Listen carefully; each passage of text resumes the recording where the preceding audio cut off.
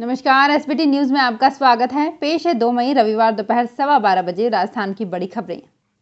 Corona संकट के बीच आज राजस्थान की 3 सीटों सहाड़ा, राजसमंद और सुजानगढ़ उपचुनाव के परिणाम जारी होंगे। चुनाव परिणामों को लेकर मुख्यमंत्री अशोक गहलोत ने राजनीतिक दलों के नेताओं से कोरोना के मद्देनजर किसी भी प्रकार के जश्न नहीं मनाने की अपील की है।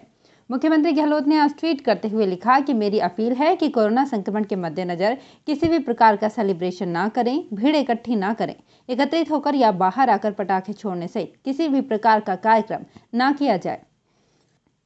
कोरोना के रिकॉर्ड मामलों के बीच 62 दिन से चली चुनाव प्रक्रिया के बाद आखिरकार आज पश्चिम बंगाल, असम, तमिलनाडु, केरल और पुडुचेरी के चुनाव नतीजे आ रहे हैं।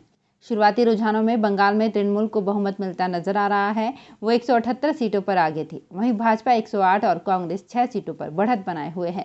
नंदीग्राम सीट पर ममता बनर्जी भाजपा के शुभेंदु अधिकारी से 7,000 से अधिक वोटों से पीछे चल रही थी। उधर केरल में सत्ताधारी लेफ्ट को बहुमत मिलता दिख रहा है। वहीं असम में भी सत्ताधारी भाजपा आगे चल रही थी।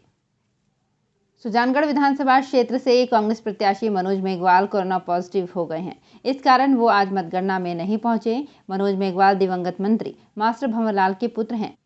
मनोज ने 30 अप्रैल को कोरोना की जांच करवाई थी। आज सुबह रिपोर्ट पॉजिटिव आई है। राजसमंद सीट की मतगणना राजकीय पॉलिटेक्निक कॉलेज में सुबह शुरू हुई। बैलेट पेपर की गणना में कांग्रेस प्रत्याशी तनसुख बोहरा को 214, भाजपा प्रत्याशी दीप्ति माहेश्वरी को 160 मिले। दूसरे राउंड में दीप्ति माहेश्वरी आगे रही। 5 राउंड पूरे हो चुके हैं, जिसमें दीप्ति को 16,217 तो तनसुख को 15,502 वोट मिले। भाजपा आगे चल रही है। अलवर जिले में भिवाड़ी एसपी राम मूर्ति जोशी ने खैरथल के थानाधिकारी शेर सिंह को निलंबित कर दिया है। उसे आला अधिकारियों को गलत सूचना देने पर निलंबित किया गया है।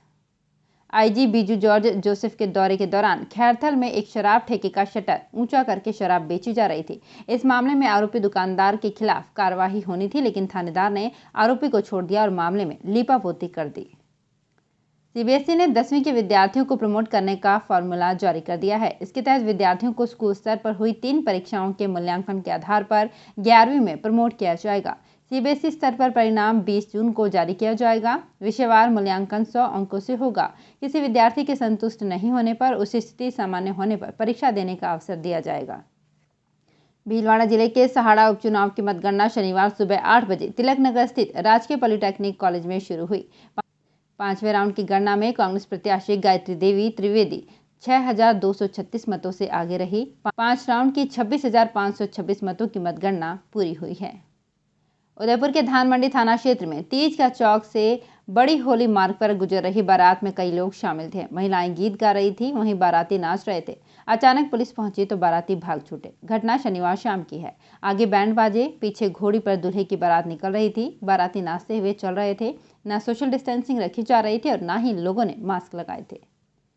पाली जिले के नाना थाने के वरावल टोल नाके पर टोल की पर्ची को लेकर हुई कहासुनी मारपीट में बदल गई। घटना शनिवार की है, जिसका वीडियो देर शाम वायरल हो गया।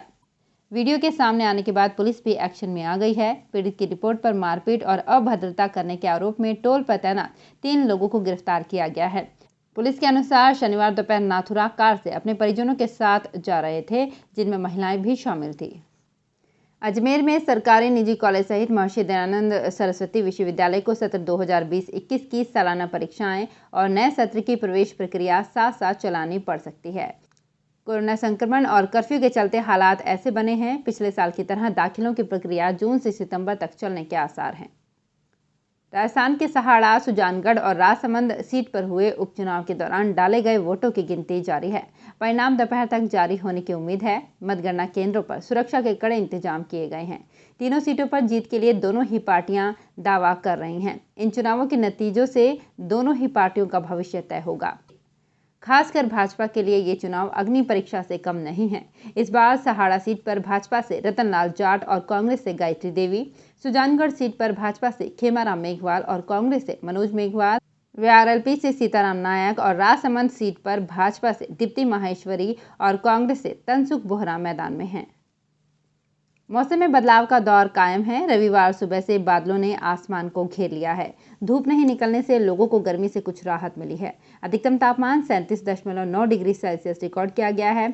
पश्चिमी विक्षोभ के कारण राज्य में 2 दिन से मौसम में तब्दीली हुई है। रविवार सुबह से आसमान पर बादलों ने डेरा जमा लिया है।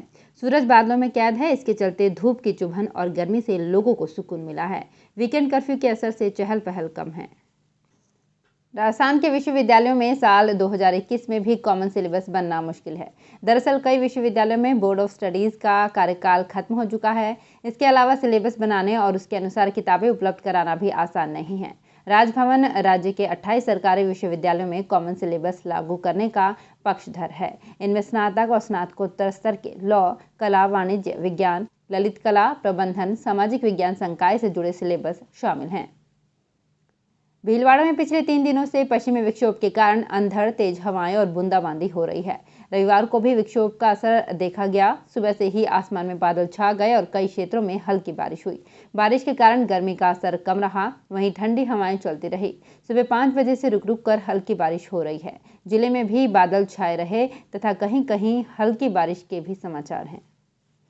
पाली जिले के कोटड़ी गांव स्थित गुप्तेश्वर महादेव मंदिर की पहाड़ी की गुफा में विचरण कर रहे पैंथर का जोड़ा व बच्चे शिकार की तलाश में निकले। इस दौरान एक बच्चा तेड़िया के 40 फीट गहरे सूखे कुएं में गिर गया। वहां से गुजर रहे ग्रामीणों ने सूखे कुएं के अंदर के बच्चे की आवाज सुनी तो वन विभाग को सूचना दी। वन विभाग की रेस्क्यू टीम ने मौके पर पहुंचकर सूखे कुएं में पिंजरा रख 3 घंटे की मशक्कत के बाद ग्रामीणों के सहयोग से पैंथर के बच्चे को बाहर निकाला।